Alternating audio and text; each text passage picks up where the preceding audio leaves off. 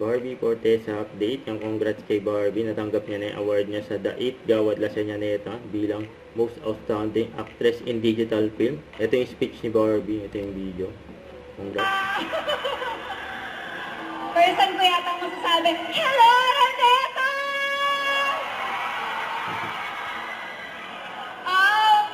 Maraming salamat po sa Gawad Lasanyaneta sa pagkilalang ito at sa my fellow winners, hello po sa inyong lahat. Magandang araw po.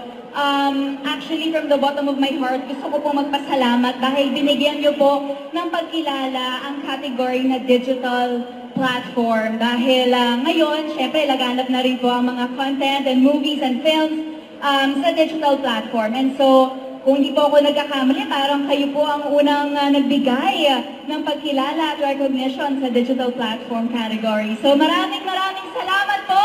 And I share this award with my idol, Miss Eugene Domingo, oh my God. And gusto ko rin po magpasalamat kay Direk Chris Martinez dahil pinagkatiwalaan niyo po akong gampanan ang dalawang karakter na si Gigi at si Gia.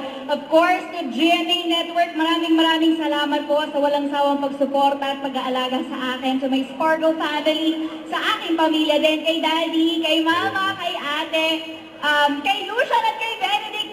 Thank you so much sa inyong walang sawang suporta at pagmamahal. And again, walang bida kung walang kontrabida. Exactly. Thank you. Salamat po. Thank you very much, Miss.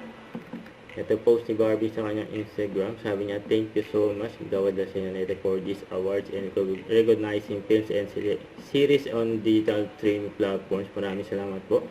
Thanks for Netflix and Derek Martinez, Miss Eugene Domingo, and for entrusting me to play Gigi and Gia. Thank you so much, GMA and Sparkle, Team Barbie Fortesa, and family for always supporting me. And may another collection na naman si Barbie sa mga awards niya, you know. Don't forget to subscribe, click the notification bell for more updates. This is with Shorting Action Live. Stay tuned for more videos. See ya.